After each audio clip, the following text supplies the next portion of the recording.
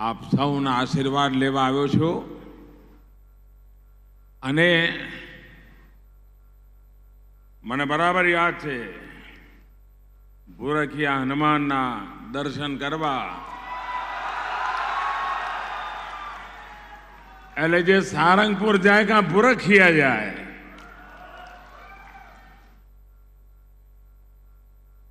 અને એને જે ભક્તિ ભાવથી માત્ર અમરેલી જિલ્લો નહીં આ પંથકના બધા લોકો એને જે ભક્તિ ભાવથી ઉજવે છે. ભાદરવા મહિનામાં પદયાત્રા કરવી સહેલી હોય છે, પણ આ ધોમ ધકતા તાપમાં પદયાત્રા કરવી પરસેવો છૂટી જાય. પણ ક્યારે આ પંથકે પદયાત્રીઓની સંખ્યામાં ઘટાડો નથી થવા દીધો.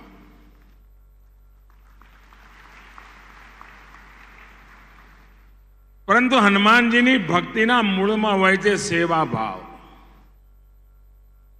હનુમાનજીનો એક જ સંદેશો સેવા. સેવા પરમો ધર્મ.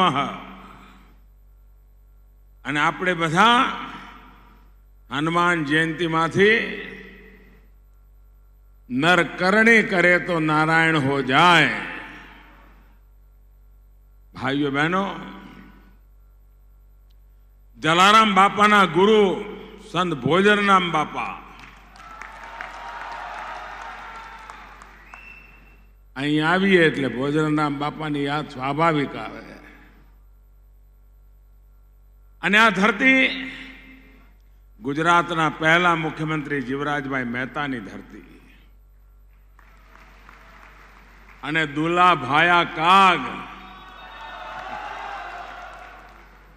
કાનજી ભૂટા બારોટ આમ કાનમાં ગૂંજતા હોય, આજે ગૂંજતા હોય ભાઈઓ. અને કવિ કલાપી સંવેદનશીલતા કોને કહેવાય, સરહૃદય કોને કહેવાય? શબ્દ શબ્દમાં વેદના વણેલી હોય. ભાઈઓ ભાઈઓ, આજ પરંપરાને નિભાવવા અમારા રમેશ પારેખ અને ઘણીવાર હું વિચાર કરું તો એક બાજુ પાલનપુર અને એક બાજુ અમરેલી સ્પર્ધા કરો તો કવિઓના નામ પૂરા જ ન થાય. પાલનપુરમાંથી પણ શેર શાયરીના બધા અને અમરેલીમાંથી પણ કવિઓના એકથી બળકર એક જેને કહીએ. ભાઈઓ બહેનો, એવી આ ધરતીને હું નમન કરું છું. અને આપ સૌ આટલી મોટી સંખ્યામાં અમને આશીર્વાદ આપવા માટે આવ્યા એ બદલ હું આપનો હૃદયપૂર્વક આભાર માનું છું.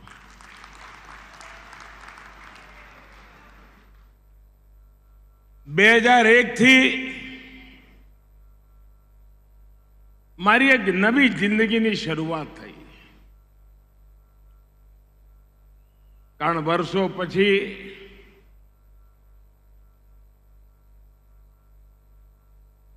જે ગલિયારામાં ક્યારેય જવાનો વિચાર નહોતો કર્યો, સપને પણ ખ્યાલ નહોતો,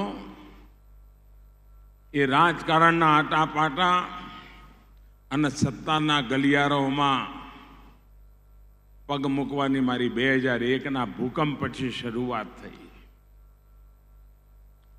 અને ગુજરાતમાં સૌથી લાંબો સમય મુખ્યમંત્રી તરીકે સેવા કરવા માટે આપ સૌનો અભૂતપૂર્વ સહયોગ રહ્યો. અને આટલી લાંબી સેવા કરી ત્યારે તમારી જોડે ગરોબો થઈ ગયો, અપનત્વ થઈ ગયો. અને શાયદ ગયા 2 દાયકામાં અમરેલીની સામાજિક કે રાજકીય કે સાંસ્કૃતિક કોઈ ઘટના એવી નહીં હોય કે જેમાં અમરેલીએ મને સાક્ષી ન બનાવ્યો હોય. આ પ્રેમ ઓછો નથી ભાઈઓ, અને આ પ્રેમના કારણે તમારો મારી પર હક પણ એટલો જ. હકથી તમે કહી શકો હવે જવા દો નરેન્દ્રભાઈ, બેહો બેહો, કહી શકો કે ના કહી શકો. અને મને યાદ છે 5 વર્ષ પહેલા જ્યારે ગુજરાત છોડવાનું નક્કી થયું, આમ સામાન્ય રીતે આટલો લાંબો સમય રહી ગયા હોઈએ ત્યારે કાઢવાનું નક્કી થાય. એવું થાય કે ના થાય? મારા માટે સુખદ અનુભવ હતો કે આટલો લાંબો સમય રહ્યા પછી પણ ભારે હૈયે તમને મને વિદાય આપી.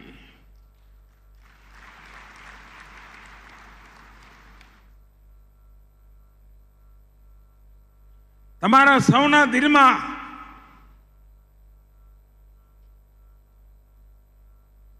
એક ભાવ રહ્યો કે આ નરેન્દ્રભાઈ આપણાથી દૂર તો નહીં જતા રહે ને. અને નીકળતી વખતે તમારી આંખોમાં એ ભાવ મેં જોયો તો.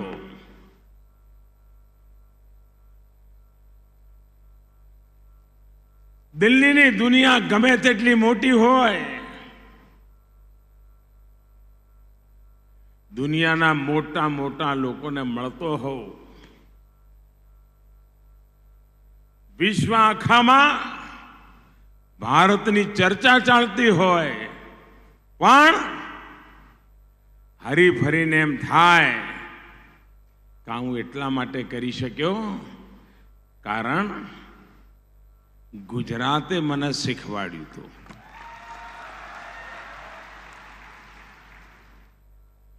ગુજરાતે મને ઘડ્યો તો,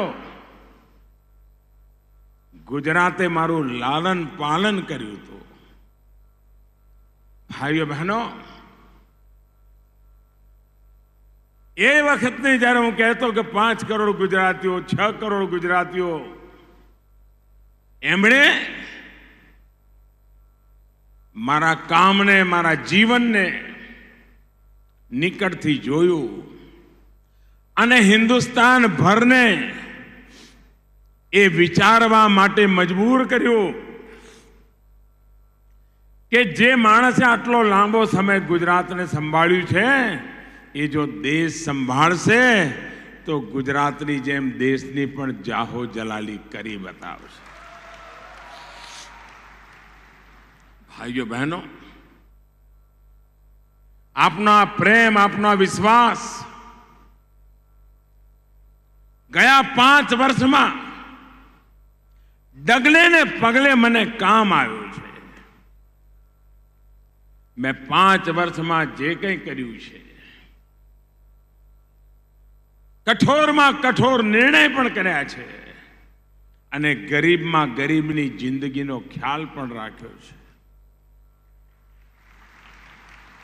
દુનિયાની મોટામાં મોટી તાકાતો જોડે સામી છાતીએ ભીડાણો છો ભાઈઓ. મને યાદ છે જ્યારે ડોકલામ થયું, ડોકલામ ચીન પાસે 70-75 દિવસ ભારતની સેના અને ચીનની સેનામાં આમને આમને ઊભી હતી અને મને દેશભરમાંથી ફોન આવતા હતા. લોકો કહેતા સાહેબ સાચવજો, કંઈ થાય ન જાય. અને ગુજરાતના ફોન આવતા હતા કહેતા સાહેબ ખેલ ખેલાડીના ઘોડા સવારોના.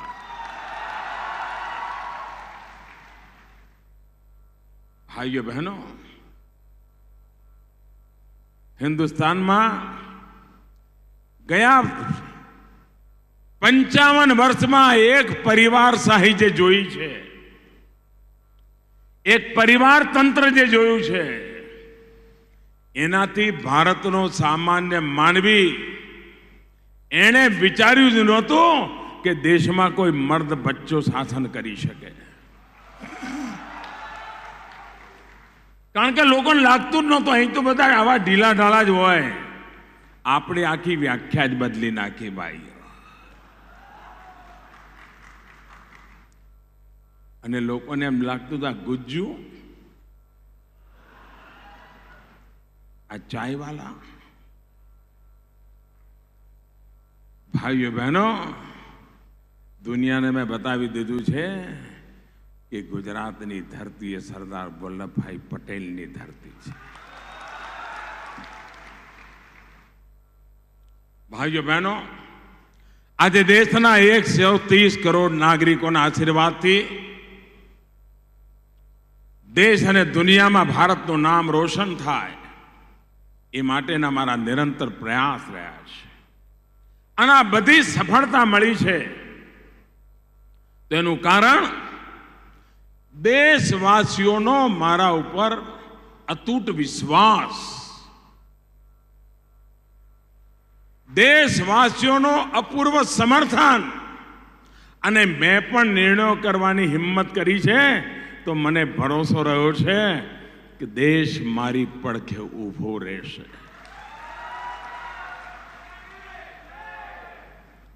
ભાઈઓ બહેનો, આજે જ્યારે અમરેલીની ધરતી પર આવ્યો છું, ગુજરાતના પ્રથમ મુખ્યમંત્રી ડોક્ટર જીવરાજભાઈ મહેતાની ધરતી પર આવ્યો છું, ત્યારે આજની અહીંથી ધરતીથી સમગ્ર ગુજરાતને હું એનો આભાર માનવા માટે આવ્યો છું, આપનો ધન્યવાદ કહેવા માટે આવ્યો છું.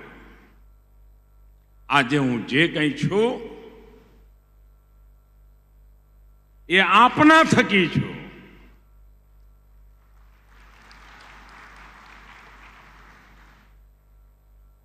જે કંઈ નિર્ણયો કર્યા છે એ આપના સાથ અને આશીર્વાદને કારણે કર્યા છે. અને તેથી મારે મન આ ચૂંટણી સભા નથી, મારે મન તો આ આભાર સભા છે, ધન્યવાદ સભા છે.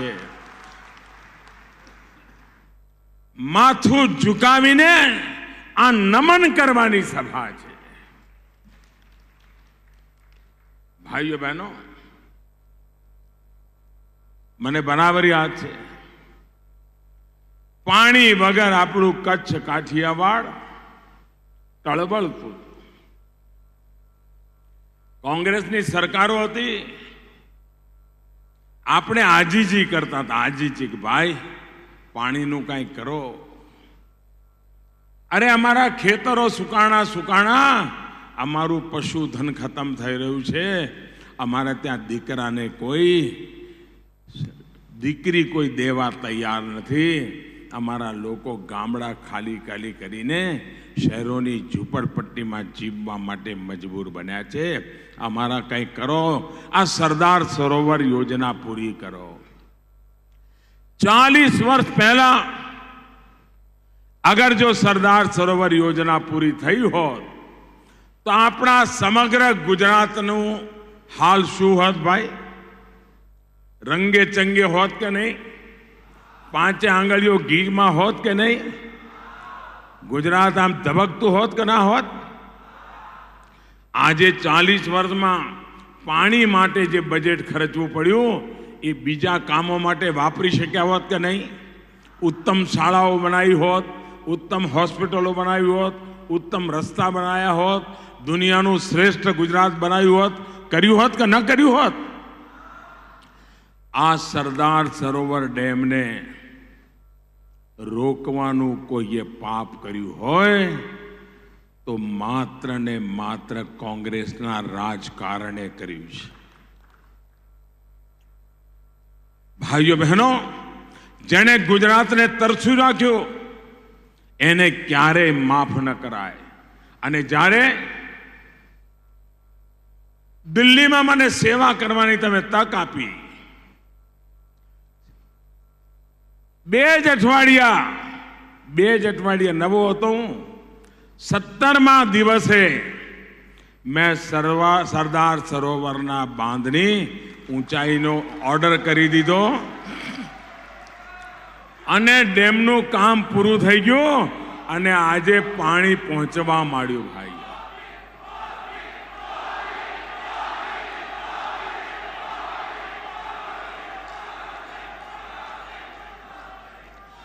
હવે આના માટે અમરેલીથી કોઈ ડેલિગેશન આવ્યું હતું, અમરેલીમાં કોઈને ઉપવાસ પર બેસવું પડ્યું હતું, અમરેલીમાં કોઈને બસો બાળવી પડી હતી.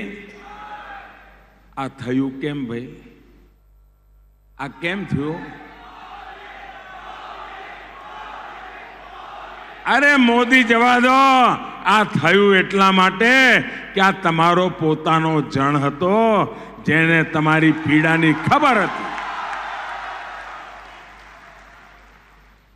તમે મને કહો, આજથી 5 વર્ષ પહેલા તમે દિલ્હી ગયા હો, ટેક્સીમાં બેઠા હો અને કોઈ કહે કે અહીંયા આ છે ને પેલું દેખાય ને પીળા રંગનું, એ પ્રધાનમંત્રીનું ઘર છે, તો તમે શું કરો? ટેક્સીવાળાને કહો, એટલે જરા ધીમી કરને, જરા જોવું છે, પ્રધાનમંત્રી અહીં રહે છે. અને આજે નરેન્દ્રભાઈ દિલ્હી આવ્યો છું, ચા પીવી છે, તો નરેન્દ્રભાઈ શું કરે ભાઈ? શું કરે? અરે આવો આવો, ભલા ક્યાંથી તમે મારા ઘરે? આવો મોકો ફરી ક્યારે આવશે મને કહો તો? આવે? આ અમરેલીમાં 100-200 લોકો એવા છે કે જેને ઉભા રાખીને નામથી બોલાવવા. લ્યા શું કરે તું? અને આ અમરેલીમાં એવા 50 નીકળે કે જે એ નરેન્દ્રભાઈ ઉભા રહો, આ નથી કરવાનું. નીકળે કે ના નીકળે? ભાઈઓ બહેનો, આ નાતાનું મહત્વ હોય છે, આ સંબંધોનું મહત્વ હોય છે. અને એટલા માટે ગુજરાતના સંતાન તરીકે જ્યારે તમારો જણ ત્યાં બેઠો છે ત્યારે હું એમ કહું કે હું જે છું એ તમારા કારણે છું. હું એમ કહું કે મને તમે જ તૈયાર કર્યો છે. હું એમ કહું કે મને ઘડ્યો તમે છે. હું એમ કહું કે તમારા આશીર્વાદને કારણે હું છું. અને આજે જ્યારે હું એમ કહું કે ભાઈ ગમે તેમ થાય, 26માંથી 26 કમળ તમારી પાસે માગવા આવ્યો છે. મને માગવાનો હક છે કે નહીં ભાઈ? 2 હાથ ઊંચા કરીને પૂરી તાકાતથી બોલો, મને તમારી પાસે માગવાનો હક છે કે નહીં? તમારી પાસે આગ્રહ કરીને માગવાનો હક છે કે નહીં? હકથી માગવાનો હક છે કે નહીં? અને એટલા જ માટે આજે ભલે ઊભો અમરેલીમાં છું, પણ હું આજે ગુજરાત આખા પાસેથી આશીર્વાદ માગવા માટે આવ્યો છું. ભાઈઓ બહેનો,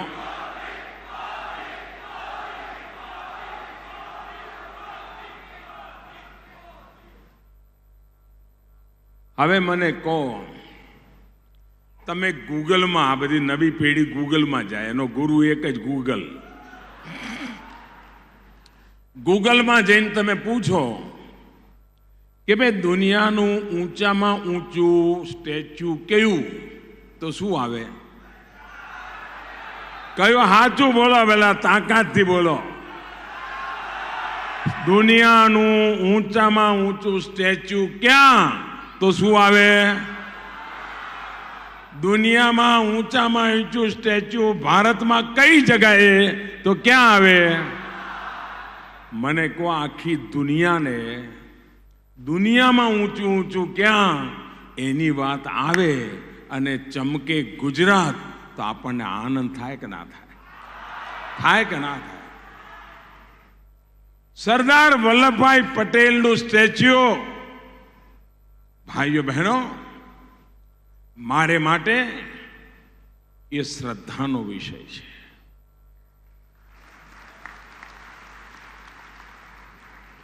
પંડિત નહેરુને નીચા દેખાડવા માટે મેં સરદાર પટેલ સાહેબનું સ્ટેચ્યુ નથી બનાવ્યું. અરે સરદાર સાહેબ તો એટલા બધા ઊંચા હતા કે બીજા કોઈને નીચા કરવા માટે મહેનત કરવી પડે એવું છે જ નહીં. પરંતુ સરદાર વલ્લભભાઈ પટેલનું આ દેશ ઉપર કર્જ છે.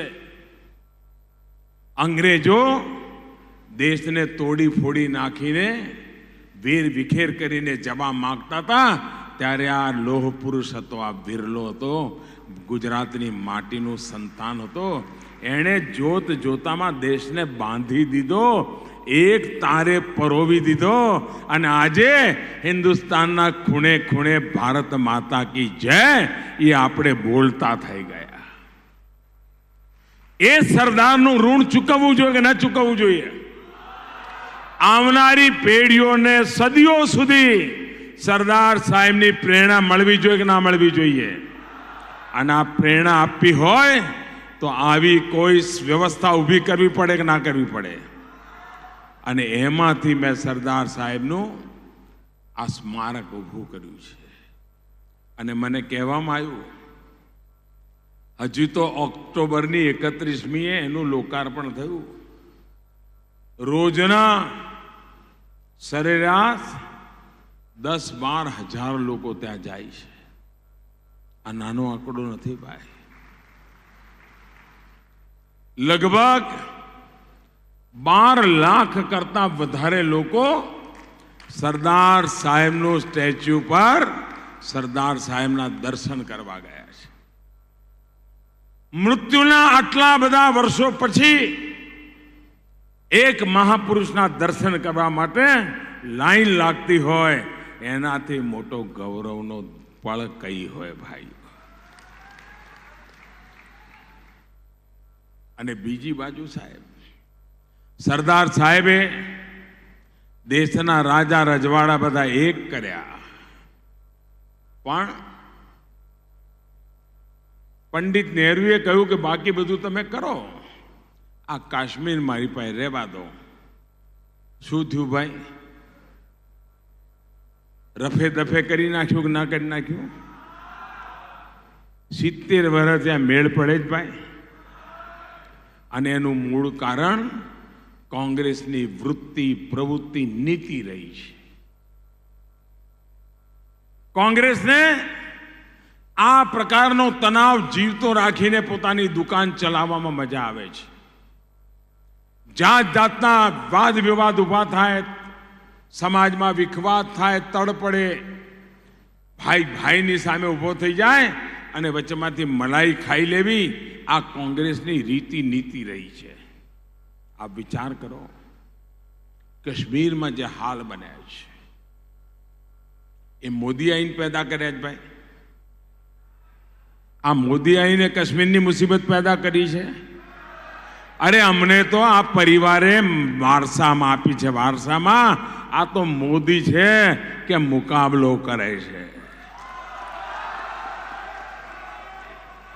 છાસ વારે સાહેબ, છાસ વારે હિન્દુસ્તાનના ખૂણે ખૂણે બોમ્બ ધડાકા થતા હતા કે નહોતા થતા? અક્ષરધામ પર થયો તો કે નહોતો થયો? અમદાવાદમાં બોમ્બ ધડાકા થયા હતા કે નહોતા ત્યાં? सूरत में ढगलाबंद बॉम्ब मूक्या था कि नहोता मूक्या? बेंगलोर को, हैदराबाद को, कोयम्बतूर को, अयोध्या को, काशी को, जम्मू को 8 महीने बॉम्ब धड़ाका थता था कि नहोता थता? 5 वर्ष थया भाई. देशना एक एक खूणामांथी अवाज आयो छे. एमने अमरेली वाला एम ढीलू ढीलू बोले ना चाले. हिंदुस्तानना एक एक खूणामांथी अवाज आयो छे भाई. क्यांय बॉम्ब फूट्यो छे? कोई निर्दोष लोको मराणा छे? कोई माए पोतानो लाडकवायो गुमाव्यो छे? कोई आपणी बेन विधवा थई छे? कोई बहने पोतानो वालछोयो भाई गुमाव्यो छे? कोई नाना भूलकायो पोतानो बाप गुमाव्यो छे? आने सेवा कहेवाय के ना कहेवाय? आने सुरक्षा कहेवाय के ना कहेवाय? આને મક્કમતા કહેવાય કે ના કહેવાય? ભાઈઓ બહેનો, આ આતંકવાદીઓને મેં 2.5 જિલ્લામાં આમ બરાબર ઘેરાબંધી કરી છે. કાશ્મીરના 2.5 જિલ્લા છે. લદ્દાખમાં, જમ્મુના, કાશ્મીરના બાકી ભાગમાં કોઈ તકલીફ નથી થતી. હમણાં પંચાયતોની ચૂંટણી કરાઈ, 75% મતદાન થયું. 75%. અને હિંસાની એક પણ ઘટના ના બની જમ્મુ કાશ્મીરમાં. બંગાળમાં હમણાં પંચાયતોની ચુનાવ થઈ હતી, સેંકડો લોકોને મારી નાખ્યા. સેંકડો લોકોને જમ્મુ કાશ્મીરમાં ચૂંટણી થઈ, એક માણસના ઉપર આમ ઘસરકો નથી પડ્યો. ઘસરકો નથી પડ્યો ભાઈ. 2.5 જિલ્લામાં એ ઘેરો બરાબર કર્યો છે. અને તમે ટીવી પર અઠવાડિયે 2 વાર 4 વાર જોતા હશો કે આજે સેનાએ અહીંયા ઘેરો ગાલ્યો છે અને આતંકવાદીઓ જોડે ગોળીબારી ચાલી રહી છે. આવે છે કે નહીં આવે? અને પછી 2 કલાકમાં સમાચાર આવે, આજે 2 પાડી દીધા, આજે 3 પાડી દીધા, આજે 1 પાડી દીધા.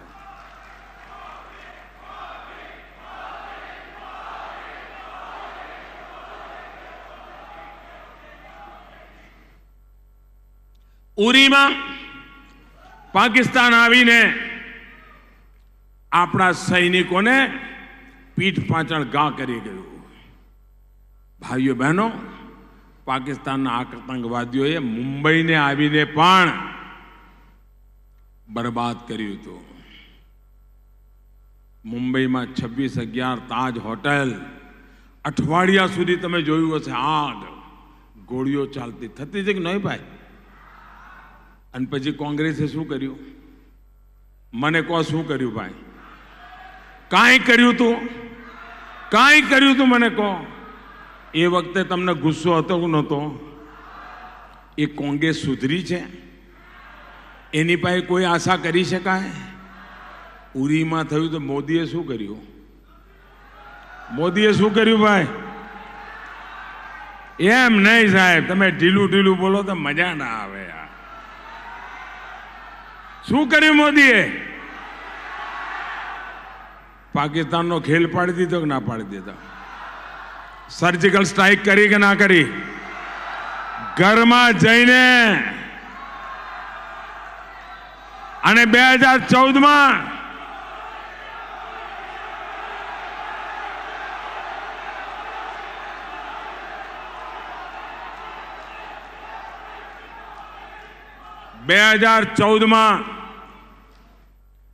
લોકસભાની ચૂંટણી લગતો હતો ત્યારે મેં ભાષણ કર્યું હતું અને મેં કહ્યું હતું, મને લોકો કહેતા હતા કે તમે નેતા છો, તમે શું કરશો? શું? મેં હું કાંઈ બોલીશ નહીં ભાઈ. અમારા જવાનની આંગળી કરશે શું કરવું એ. બંદૂકના ટ્રિગર પર એની આંગળી ચાલશે અને દેશને જવાબ મળી જશે કે મર્દ સરકાર કોને કહેવાય. પછી ભાઈઓ બહેનો, પુલવામામાં એ સફળ થઈ ગયા. 40 જવાનોને એમણે શહીદ કરી દીધા. અને આ બધા તો એમ માનતા હતા કોંગ્રેસ વાળા, વાહ, બગાસું ખાતા પતાસું આવી ગયું, હવે મોદી પતી ગયો. 40 જવાનો મરી ગયા છે. ચૂંટણીમાં જઈને મોદીની ચામડી ઉધેડી દઈશું. આ બધા મનસૂબા કરતા હતા, મિટિંગો કરતા હતા, કેન્ડલ લાઇટો કાઢવાના કાર્યક્રમો કરતા હતા. અને હજુ તો 12મું નહોતું થયું. 12મું. અને સામે સેનાને ખબર હતી, સામે સેનાને, પાકિસ્તાનને ખબર હતી કે આ મોદી જે જપશે નહીં. એટલે એમણે શું કર્યું? આખી સરહદ પર જેટલી પણ એમની ફોજ હતી, અફઘાનિસ્તાનની સીમા પર હતી, એ પણ ઉઠાઈને બધી અહીંયા ગોઠવી દીધી. એમની પાસે જેટલા આધુનિક સાધનો હતા લડાઈના, બધા લગાવી દીધા. અને હું રોજે રોજ મોનિટર કરતો હતો. એમાં વચ્ચે પાછો હું સાઉથ કોરિયા ગયો હતો. તો એમને થયું કે આ મોદી સાઉથ કોરિયા ગયો છે, હવે કંઈક કરશે નહીં. એમને ખબર ક્યાં છે કે આ મોદી છે શું.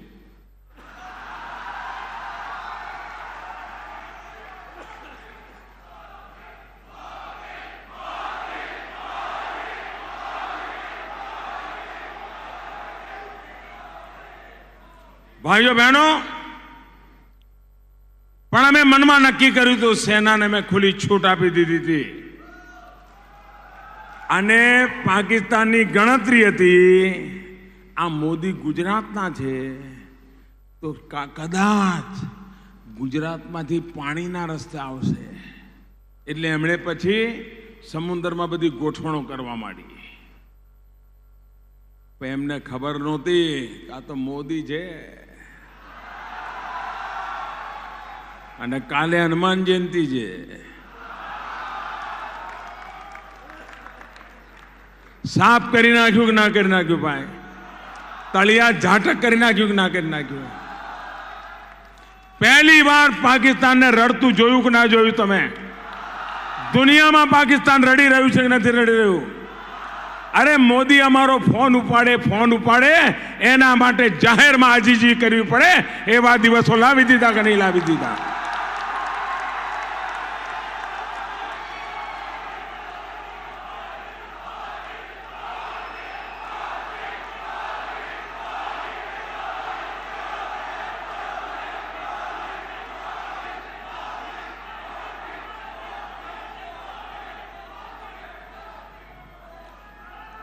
ભારતની સેનાએ જે પરાક્રમ કર્યો, વીર જવાનોએ ચાહે સર્જિકલ સ્ટ્રાઇક કરી, એર સ્ટ્રાઇક કરી, દુનિયાને હિન્દુસ્તાનની તાકાત બતાવી દીધી. મારા અમરેલીના ભાઈઓ, તમે ખુશ છો? તમે ખુશ છો? આ તમે જેને ઘડ્યો છે એ સાચી દિશામાં છે? આ તમારો જણ તમે ઈચ્છો જેવું કરે છે કે નથી કરતો? તમારા મનમાં પડ્યું છે એ સમજીને ચાલે છે કે નથી ચાલતો? તમારા આશીર્વાદ છે ને? સમગ્ર અમરેલીના આશીર્વાદ, સમગ્ર કચ્છ કાઠિયાવાડના આશીર્વાદ, સમગ્ર ગુજરાતના આશીર્વાદ. પણ ભાઈઓ બહેનો, તમે ખુશ, દેશ ખુશ, તો નાખુશ કોણ? દુખી કોણ છે? ગુસ્સો કોને છે? પેટમાં કોના બળે છે? રડે છે કોણ? માથું કોણ કૂટે છે? ભાઈઓ બહેનો, તમને આ દેશની સેનામાં ભરોસો છે કે નહીં? એના પરાક્રમમાં ભરોસો છે કે નહીં? આ કોંગ્રેસ વાળા નથી. તમને મને કહો, તમે માંદા પડ્યા હો અને તમારા ડોક્ટરમાં તમને ભરોસો ના હોય તો તમે હાજા થાઓ ભાઈ. સાચું બોલો, હાજા થાઓ. તમે ખેતરમાં ચોકિયાત રાખ્યો હોય, ડફેર રાખ્યા હોય અને એના પર ભરોસો ના હોય તો તમારું ખેતર પર સલામતી રહેશે કે નહીં રહે? તમને ઊંઘ આવે? આવે? તમે તમારું બજારમાં દુકાન હોય અને બજારમાં ભેગા થઈને બધા એક ગુરખો રાખ્યો હોય અને રાત્રે આવીને સૂઈ જતા હોય, આ ગુરખા પર ભરોસો ના હોય તો રાત્રે તમને ઊંઘ આવે ભાઈ? આવે ઊંઘ? અરે તમે ચોકીદાર એવો બેસાડ્યો છે, દેશ મેરા હાથે સૂઈ શકે તો.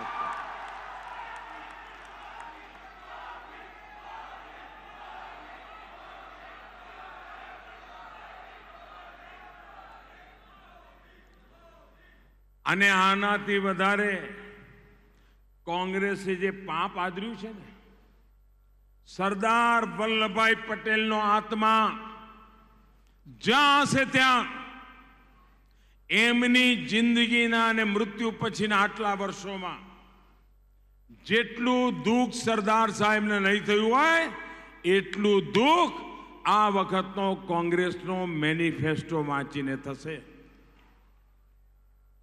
આ મેનિફેસ્ટોમાં એવું કહ્યું છે કે પાકિસ્તાનમાંથી અમે સેના હટાવી લઈશું, અરે કાશ્મીરમાંથી અમે સેના હટાવી લઈશું. શું ભાઈ આ પાપ કરવું જોઈએ? અગર જો સેના હટાવી લે તો અમરનાથના યાત્રીઓ એને આતંકવાદીઓ રહેસી નાખે કે ના રહેસી નાખે. આ સેના હટાવી લે તો વૈષ્ણો દેવીની કોઈ યાત્રા કરી શકે ભાઈ? આ સેના હટાવી લે તો શ્રીનગરમાં જે દેશભરના ટુરિસ્ટો જાય છે આ આતંકવાદીઓને બચવા દે? શું આતંકવાદીઓને ખુલ્લી છૂટ આપવાની છે ભાઈ?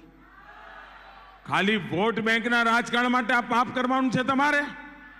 એટલું જ નહીં, અને આ બધું હું કહેતો નથી, એમણે એમના મેનિફેસ્ટોમાં લખ્યું છે, એમના ઢકોસલા પત્રમાં બધું લખેલું છે. બીજું એમણે લખ્યું છે, આ દેશના જવાનો જે આવા મહત્વના સ્થળોએ કામ કરી રહ્યા છે, જ્યાં ગમે તે પરિસ્થિતિનો મુકાબલો કરવો પડે, એમના રક્ષણ માટે ભારતની સરકારે એક કાયદો બનાવેલો છે, આફસા, AFSPA. આ આફસાનો કાનૂન આપણા આ સુરક્ષા બળના જવાનોને રક્ષા કવચ આપે છે. પોલીસના જવાનોને, CRPFના જવાનોને, આર્મીના જવાનોને રક્ષા કવચ આપે છે. આણે એના ચૂંટણી ઢંઢેરામાં કહ્યું છે કે અમે એ કાયદો હટાવી દઈશું. તમે મને કહો, જો સેનાને મળેલું તમે રક્ષા કવચ કાઢી નાખો તો આ સેના લડવા તૈયાર થાય ભાઈ? કોઈ મને કહો લડવા તૈયાર થાય? કોઈ લડવા તૈયાર થાય? ભાઈઓ બહેનો, અરે ઘરમાં અમારી બહેનો પેલો રસોઈયો રાખ્યો હોય ને તો એને કે તું ચિંતા ના કર, તું બનાય, થોડું મોડું પહેલું થશે તો હું ઘરવાળાને સમજાવી લઈશ, તું ચિંતા ના કર, બનાય. તું કે ના કે? ભાઈઓ બહેનો, આનાથી ગંભીર એમણે એક બીજી વાત કરી છે. બાબા સાહેબ આંબેડકર જેવા મહાપુરુષો સંવિધાનમાં જે કાયદા બનાવી ગયા, એવો એક કાયદો તમે મને કહો કે આતંકવાદીઓને મારવા માટે લશ્કર જતું હોય, આર્મી જતી હોય, અને વચ્ચે 50-50નું ટોળું છોકરાઓનું આવીને સેના ઉપર પથ્થરબાજી કરે, ભયંકર પથ્થરબાજી કરે, અને સેના પેલા લોકોને મારવા જાય એ પેલા ભાગી જાય, આને રાષ્ટ્રદ્રોહ કહેવાય કે ના કહેવાય? રાષ્ટ્રદ્રોહ કહેવાય કે ના કહેવાય? આવા ટાબરિયાઓને રાષ્ટ્રદ્રોહમાં પકડવા પડે કે ના પકડવા પડે? કોઈ તિરંગો ઝંડાને આગ લગાવે તો એ રાષ્ટ્રદ્રોહ કહેવાય કે ના કહેવાય? તિરંગા ઝંડાથી બૂટની પોલિશ કરે તો એને રાષ્ટ્રદ્રોહ કહેવાય કે ના કહેવાય? સમાજ વચ્ચે વિખવાદ કરીને ઝેરના વાવેતર કરે એને રાષ્ટ્રદ્રોહ કહેવાય કે ના કહેવાય? આ કોંગ્રેસે એના મેનિફેસ્ટોમાં કહ્યું છે કે અમે રાષ્ટ્રદ્રોહનો કાયદો કાઢી નાખીશું. તમે મને કહો ભાઈ, દેશ ચાલી શકે? આ બધા રાષ્ટ્રદ્રોહીઓને ભારતના ટુકડા થશે. એના પાકો વિશ્વાસ વ્યક્ત કરનારાઓને, એવી ઘોષણા કરવા વાળાઓને ખુલ્લી છૂટ આપી શકાય? સરદાર સાહેબે જે દેશને એક કર્યો એ દેશના ટુકડા થવા દેવાય? કોઈ કાળે થવા દેવાય? આ રાષ્ટ્રદ્રોહનો કાયદો હટાવવાની વાત કરે છે ભાઈઓ. અને એટલા માટે હું કહું છું કે કોંગ્રેસ પાર્ટીના ભરોસે હવે આ દેશમાં કઈ ના. અને કોંગ્રેસના હાલ કેટલા છે ભાઈ? 2014માં શું થયું? 2014માં દેશ આઝાદ થયો ત્યારથી અત્યાર સુધીમાં ઓછામાં ઓછી બેઠકો કોંગ્રેસને મળી હોય તો 2014માં મળી. એટલે પડતા પડતા પડતા 400 હતા, 440 પર આવી ગયા, 40 પર. આ કોંગ્રેસનો નવો રેકોર્ડ થયો. એ કેમ થયું? કારણ તમે 26 માંથી 26 આપી. એક બી સરખી હોત ને તો આ ના થાત. એમના ઇતિહાસમાં નીચામાં નીચો આંકડો. અને 2019માં શું થયું? કોંગ્રેસ આઝાદી પછી અત્યાર સુધીમાં ઓછામાં ઓછી બેઠકો લડવાનું કામ કરતી હોય તો 2019માં લડે છે.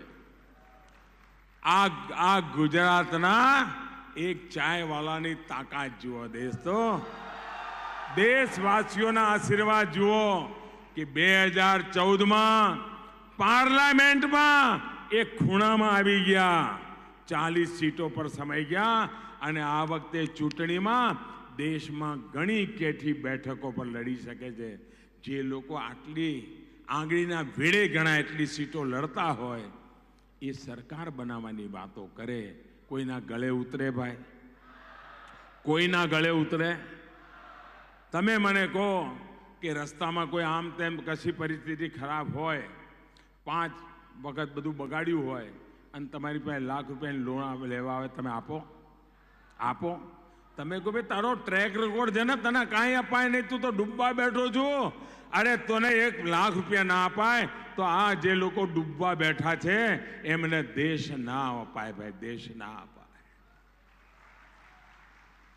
ભાઈઓ બહેનો, અમે સબકા સાથ સબકા વિકાસ, સૌનો સાથ સૌનો વિકાસ એ જ મંત્ર લઈને ચાલ્યા છે. ગરીબોને પાકા ઘર આપવાના હોય, ઘરમાં ગેસના ચૂલા આપવાના હોય, વીજળીના કનેક્શન આપવાના હોય, શૌચાલય આપવાના હોય. આજે દેશમાં જે ગતિએ ચાલ્યું છે ને, દેશના ગરીબને વિશ્વાસ બેઠો છે કે અમને હવે પાકું ઘર મળશે. ભાઈઓ બહેનો,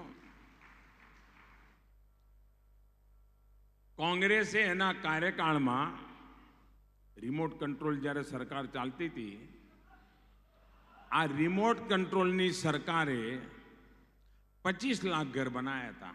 કેટલા? ભૂલી ગયા ને? કોંગ્રેસે કેટલા બનાવ્યા હતા ઘર? 25 લાખ. કેટલા? એમને જોરથી બોલો તો યાદ રહે. કેટલા બનાવ્યા હતા? કેટલા બનાવ્યા હતા? આ મોદી આવીને 5 વર્ષમાં 1.5 કરોડ બનાયા. હવે તમે ભરોસો કોના ઉપર કરો ભાઈ? કરો કે ના કરો? મેં કામ કર્યું છે એટલે ભરોસા કરો છો કે નહીં? ભાઈઓ બહેનો, અમે કિસાનો માટે એક મોટી યોજના લઈને આવ્યા. દર વર્ષે 75,000 કરોડ રૂપિયા ખેડૂતના ખાતામાં જમા થશે. 75,000 કરોડ રૂપિયા દર વર્ષે. અને 12 કરોડ ખેડૂતો એના લાભાર્થી બનશે. અત્યારે તો અમારો નિયમ છે કે 5 એકર અને 2 એકરથી ઓછી જમીન વાળાને મળે. પરંતુ 23 મે ચૂંટણીના પરિણામ આવવાના છે. યાદ છે ને? 23 મે ચૂંટણીના પરિણામ આવે એટલે ફરી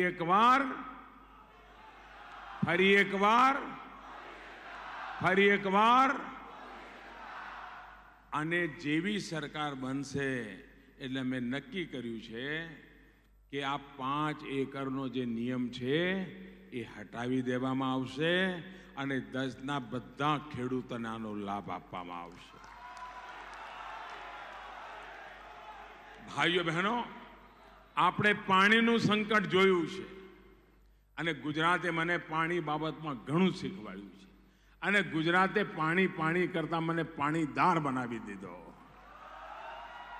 અને એટલે મેં નવી સરકાર બનશે 23 તારીખે તો સમગ્ર દેશ માટે એક નવું મંત્રાલય જલ શક્તિ મંત્રાલય બનાવવાનું નક્કી કર્યું છે. અને જેનું કામ નદીઓનું પાણી હોય, તળાવનું પાણી હોય, વરસાદનું પાણી હોય, દરિયા કિનારાનું પાણી હોય, દરિયાના પાણીને મીઠું કેમ કરવું, મીઠું પાણી પહોંચાડવું કેમ, હવામાંથી પાણી કેમ ખેંચવું, આવા બધા જ પ્રયોગો કરીને ભારતને આપણી આવનારી પેઢીઓ પાણી વગર વલખા ન મારે એનો પ્રબંધ અત્યારથી કરવાનું નક્કી કર્યું છે ભાઈ. એ જ રીતે અમારા માછીમાર ભાઈઓ, બ્લુ ઇકોનોમી, ગુજરાત પાસે હિન્દુસ્તાનનો સૌથી મોટો 1600 કિલોમીટરનો સમુદ્રી કિનારો છે. અને ગુજરાત પાસે 1600 કિલોમીટરનો સમુદ્રી કિનારો છે, ત્યારે અનેક માછીમાર પરિવારો આપણા સમુદ્ર તટ પર ગુજારો કરે છે. આપણે નક્કી કર્યું છે કે અલગ મંત્રાલય માછીમારી માટેનું, જુદું મંત્રી, અલગ ડિપાર્ટમેન્ટ, અલગ બજેટ માછીમારોના વિકાસ માટે, દરિયા કિનારાના વિકાસ માટે, ફિશિંગ હાર્બરના વિકાસ માટે, દરિયાની અંદર અમારા નાવિકો જાય એની ચિંતા કરવા માટે એક અલગ ડિપાર્ટમેન્ટ, અલગ બજેટ, અલગ મંત્રી બનાવવાનું નક્કી કર્યું છે. ભાઈઓ બહેનો, જેમ કિસાનને કિસાન ક્રેડિટ કાર્ડ મળે છે, એવું કિસાન ક્રેડિટ કાર્ડ હવે માછીમારોને આપવાનું મેં નક્કી કરી દીધું છે. એના કારણે માછીમાર પણ વ્યાજમાં રાહત સાથે બેંકોમાંથી વિના ગેરંટી પૈસા લઈ શકશે. એટલું જ નહીં, અમારો માછીમાર સમુદ્રમાં અંદરમાં જઈને માછીમારી કરી શકે, ઓછી મહેનતે વધારો કેચ પકડીને ઘેર આવી શકે, એના માટે એને ટ્રોલર, ઊંચી જાતના આધુનિક ટ્રોલર માટે 15 લાખ રૂપિયા સુધીની સબસિડી ભારત સરકારના ખાતામાંથી આપવામાં આવશે. ભાઈઓ બહેનો, સમાજના છેવાડાના માનવીની ચિંતા કેમ કરવી એની ચિંતા કરીને અમે જ્યારે આગળ વધી રહ્યા છીએ.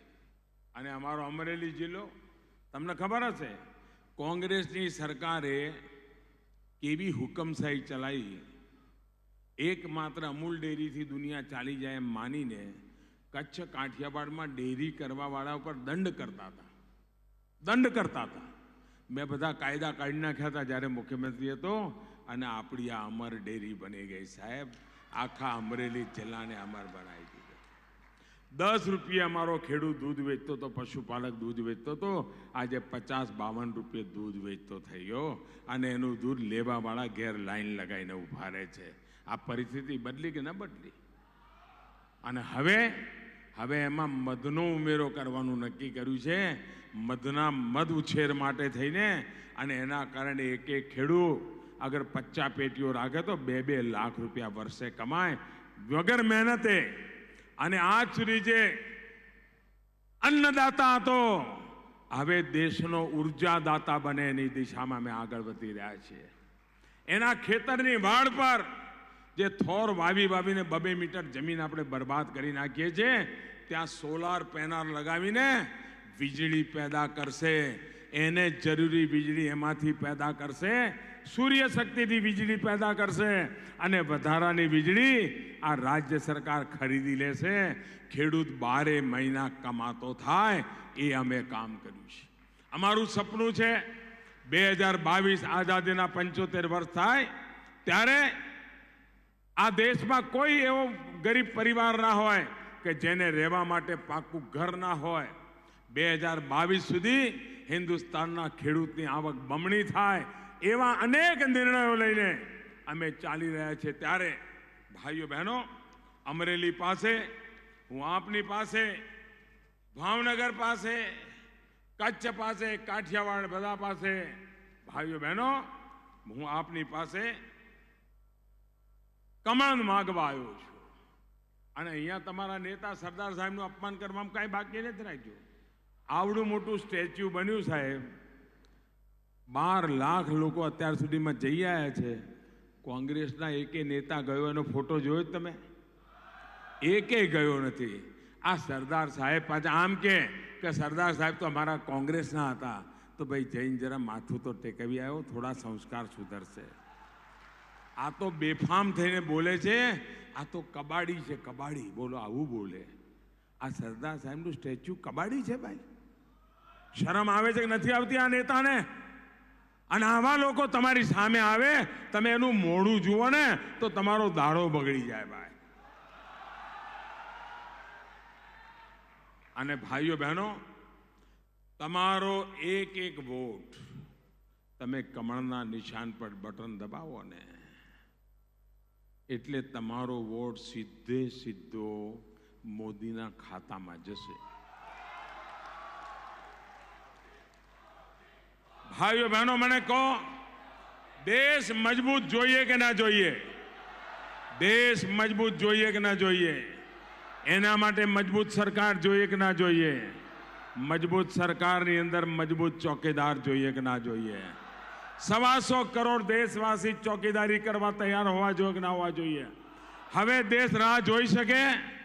આપણે બધાએ ચોકીદાર બનવાની જરૂર છે. મારી સાથે એક મંત્ર બોલશો ભાઈઓ? બોલશો? હું બોલાવું, તમારે બોલવાનું ચોકીદાર. બોલશો? તમારે બોલવાનું ચોકીદાર.